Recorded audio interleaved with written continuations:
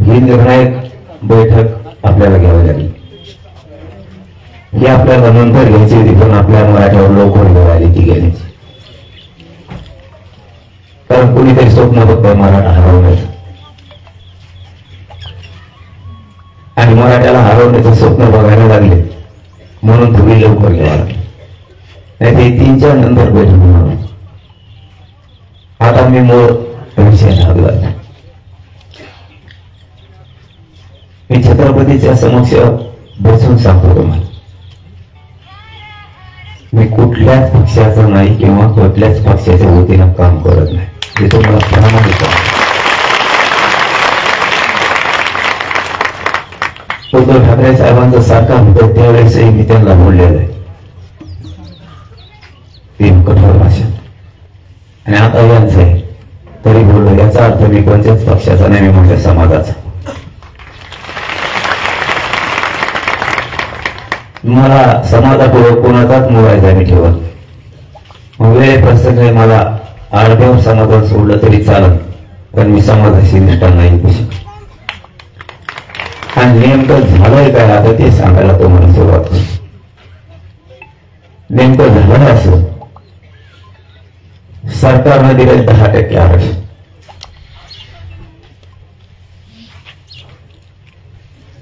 आणि आपण मागतो ओबीसीतून सरसकट मराठ्यांना आरक्षण जे सिद्ध झालंय ते मराठा आणि कुणबी एकच हे सिद्ध झाला. तुम्हाला ते सरसकट द्यायचं नसेल तर ज्या मराठ्यांचे नोंद सापडले त्यांच्यासाठी सगळ्या सवयींचा कायदा पारित करा, हे द्या. आपण अशी मागणी केली, त्यांच्याच म्हणण्यावर केलेली. त्यांनीच आपल्याला सांगितलं होतं सरसकट ते देत नाहीत, त्यांचा विरोध आहे. मग आपण नवीन पर्यायी शब्द काढू, पण हे शब्द सगळे सवयींचा आपण आणि सरकारनं मिळून त्याचे विषय काढल्या. पण झालंय असं, हे सगळं काय घडून येतंय ना. मी पुन्हा सांगतो, मी कोणत्याच पक्षाचा विरोध म्हणून करत नाही, पण आज सगळं जे सगळं खरं बोलावं लागतं. फक्त त्यातले शब्द समजून घ्या. हे सगळं करतो तो फक्त एकटा देवेंद्र फडणवीस. मला जे घडलंय ना, तुम्ही शब्दाला शब्द फक्त समजून घ्या सांगितलं ना तुम्हाला. तुम्ही गोंधळ आरड्याची बैठक नाही, ही निर्णायक बैठक. मी आज टोकाचा निर्णय घेणार आहे म्हणून तुम्ही हे नुसतं घोषणा टाळ्या नकोय. समाज आज कोणत्या दिशेला आहे आणि उद्या यांना कोणत्या दिशेला न्यायचा आहे आणि आपण कोणत्या दिशेला आणलो हे समजून घ्या. मराठ्यांचा दरारा पुन्हा एकदा राज्यावर निर्माण झाला आणि हे दरारा संपवायचं त्याचं स्वप्न आहे. संपवायचं तर मराठ्याच्या हातात संपवायचं.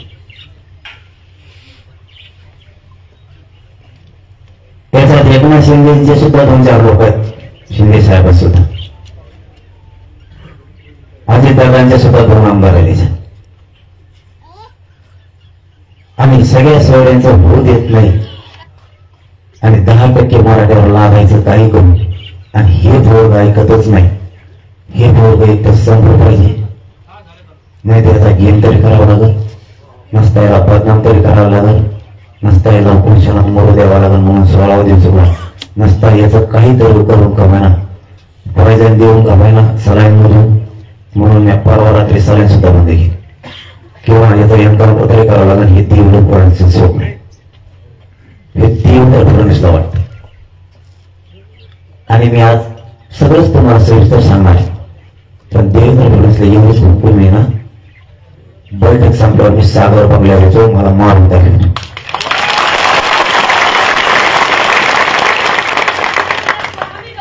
तुला माझा बळी घ्यायचा आहे ना, तुला माझा बळी पाहिजे ना, मी तुझ्या सागर बंगल्यावर येतो, घे माझा बळी. समाजाची इमानदारी मी नाही ऐकू शकत. समाजाला ओबीसीतून आरक्षण पाहिजे, तेच घ्यायचं घेणार आहे. 10% नाही हात लावून माझ्या तोंडून ओढून घेण्यासाठी तोच येऊन उभा केलेला. मी त्याला दोष देत नाही. ह्यो जे उभा केलाय ह्यो त्यांनीच उभा केलाय. मुंबईत बसून देवेंद्र फडणवीसनेच हॉटेल दिले. तिथून उतरून पत्रकार परिषदा, पत्रकार बांधवांवर आणि मीडियावर एवढं दबाव आहे की बच्चू कडूंचा कार्यकर्ता आहे. बच्चू कडून इतक्या वेळ दाखवलं नसून इतकं त्याला दाखवलं. शब्द सेकंद मीडिया दाखवली. हे फक्त देवेंद्र फडणवीस हात याच्या पाठी. त्याला सगळी ताकद दिली.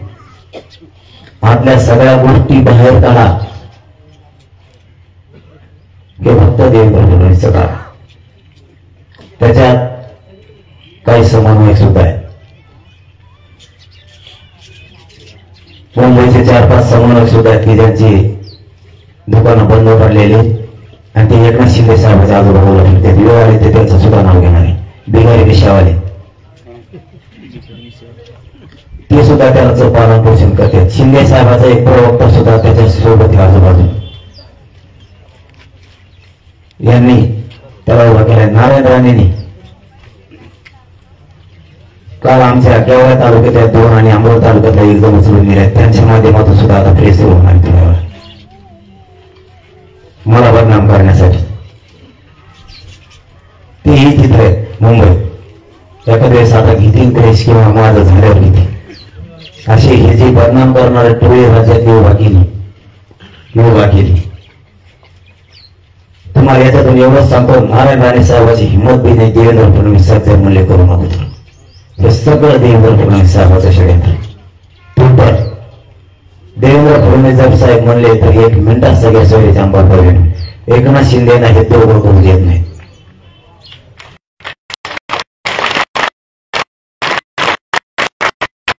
परफेक्ट नाही. याचे आता सांगा मुंबई देवेंद्र फडणवीस सुद्धा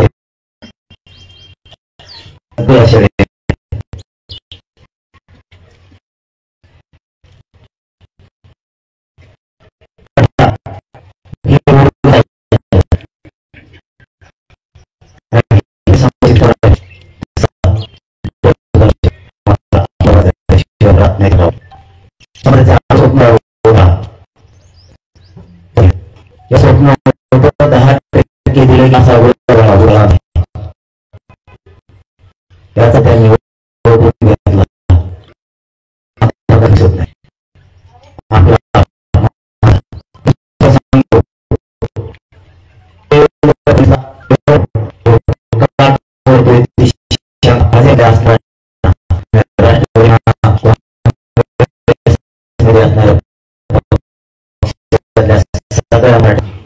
विश्वास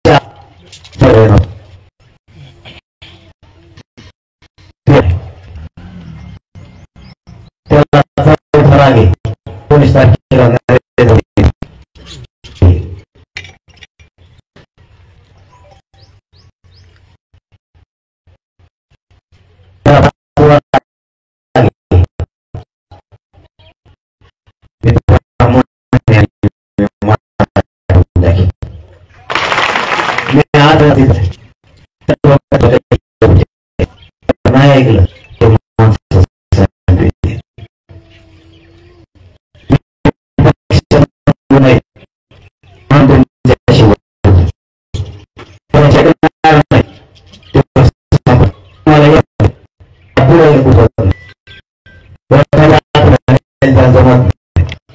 आणि त्याला त्याचे म्हणून ऐकणारे जात आणि मराठीमध्ये आणि पुढे राहिलं आपला विषय मग पर्याय याला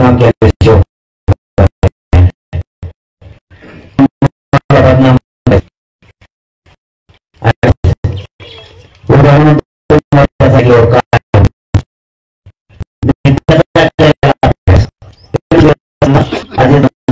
सुट्टी बोला नाही माझ्याकडे लोक नव्हते मी बांधावर दबाव आणून सगळे मराठी चढा नेले त्यांनी एका रात्रीला सांगितलं पण बाबा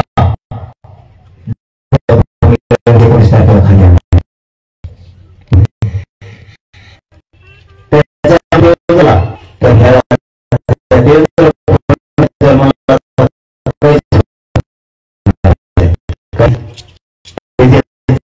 त्याच्या जीवाचा आणि त्याचा ऐकलं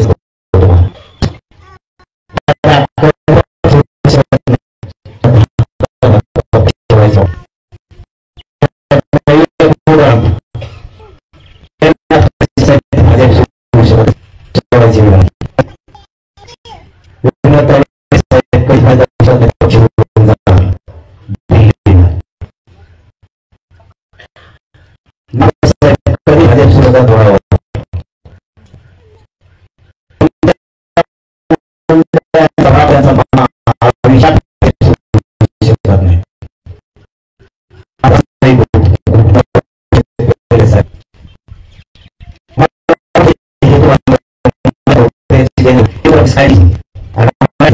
काय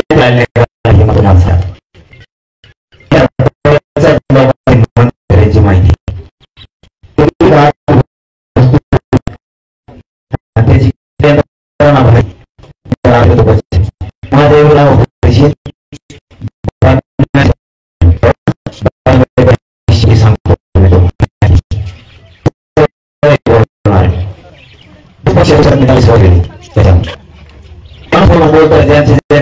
नाव आले त्यांनी गपचिप मन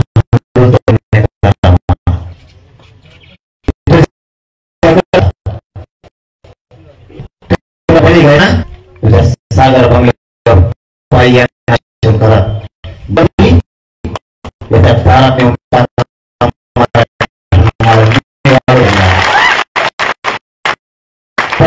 शकतो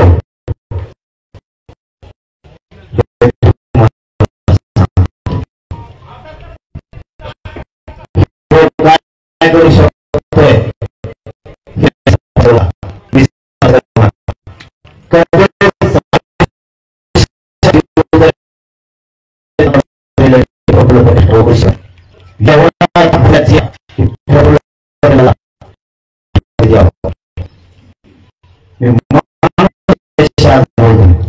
कधीच आजी पण मला जाण्यामध्ये तो वेगळा आणि तुम्हाला सांगतो शिवसेना सरकार शिवसेना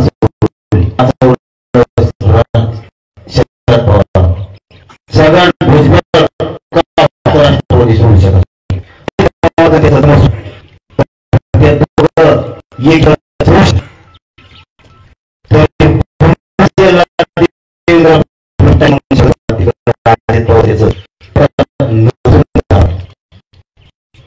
एका शिंद्याचा विश्वास कधी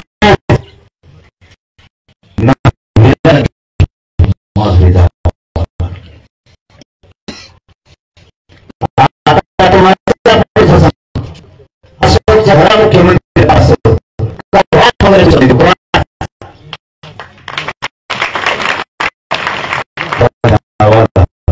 आता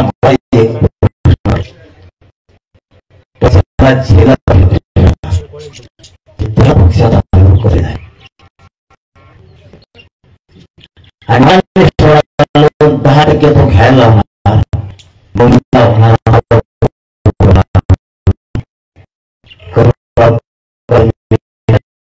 नाही काय करायचं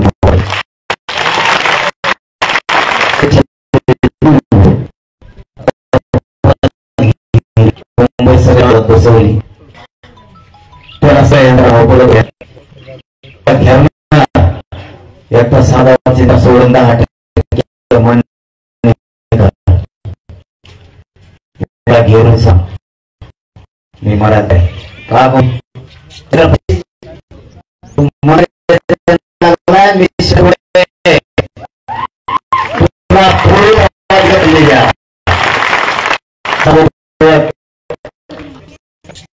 आणि आदिशेती दारा निर्माण केला